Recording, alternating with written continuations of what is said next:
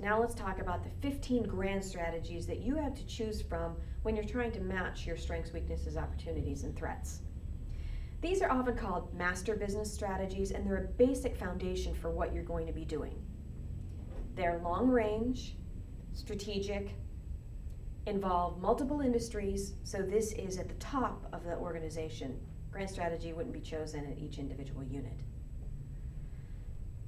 The first one, and I often get called in because somebody's looking for a smart growth strategy, or what you'll see in the text is considered a concentrated growth strategy. This is how you're trying to maximize profits, dominate a market, we're going to be number one, we're going to have the best technology. And it leads to enhanced performance.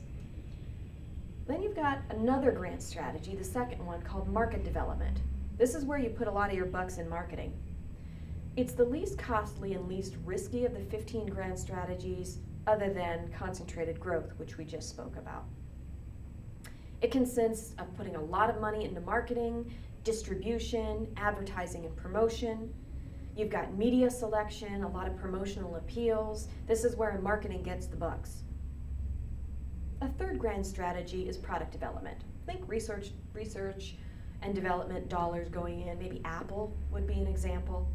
Substantial monies going into taking existing products and services and putting them through the ringer, trying to get new bells and whistles and selling them through established channels. A fourth grand strategy is innovation. Maybe 3M or Google might be an example of that. High profits with the acceptance of a greatly improved product. And instead of facing stiffening competition, they go into new places and create the market. There's new product life cycles and obsolescence. Another grand strategy is horizontal integration. Think of it as acquisition, where we're really trying to take a look at the entire stage of the product marketing chain and pick up pieces of it. Vertical integration, on the other hand, another grand strategy is about the supply chain, where you're acquiring firms such as raw materials or distribution and going throughout the supply chain. You might tend to do this because you're looking for dependability of supply and making sure that you're going to be able to get your product or service out. Another grand strategy is concentric diversification. This is about how you're maximizing your strengths and weaknesses, and this is where a lot of larger firms choose to go because they're acquiring multiple businesses. The ideal concentric diversification occurs when the company profits increase the strengths and weaknesses and decrease your exposure to risk.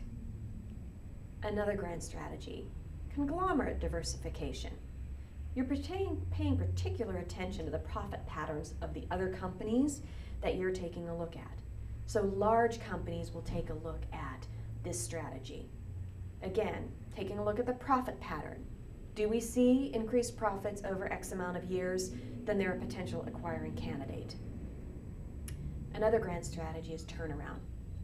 This is when a firm finds itself tanking, going down, taking the slide. Could be because of external things, it could be because of internal things. Getting a turnaround strategy in requires a lot of change engagement in order to make things come through. There's two forms of this type of retrenchment, cost reduction and asset reduction. The turnaround situation can be absolute, and it really depends on how severe the situation is. Do you want to get yourselves involved in it? Do you want to retrench? Do you want to recover? Or ultimately, do you want to choose another grand strategy? You could divest. This is the sale of the firm or a major component of the firm. When entrenchment fails to accomplish what you wanted in turnaround, this is where you usually go. You could divest for a number of reasons. It could be an exit strategy. Sara Lee's an example, not of an exit strategy, but they got too big. They said, we need to divest certain parts of this. Then you've got liquidation. This is where the firm is sold in parts, not usually as a whole. It's mostly for the tangible assets, and the organization's not going to be living any longer. You're selling it off.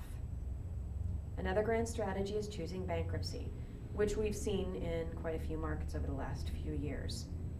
You have a liquidation bankruptcy, where you're essentially taking things apart, selling them off to creditors, and then whoever owns the organization gets a small fraction of what they own. You've got a reorganization bankruptcy, so we're talking about Chapter 7 to Chapter 11. Now, I had mentioned that there were 3 strategies that are big right now. Joint ventures.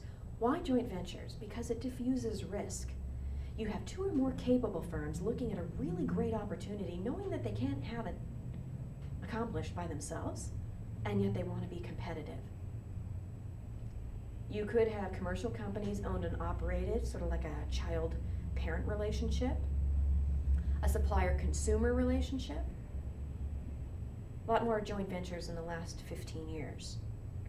So one of the other grand strategies that's seeing a lot of play are strategic alliances. This is where the companies don't take an equity position in one another. That's what makes them different from a joint venture. But a strategic alliance, you have licensing agreements, you've got a lot of stuff on paper. And the arrangements vary, but you are going towards the same objective. And the last grand strategy is called consortium. In fact, seeing a lot of these over the last 5 years, where organizations are coming together, big opportunity, know that even just with a couple people in a strategic alliance, they're not going to be able to achieve them. So let's go after those big bucks and let's get a smaller portion of it.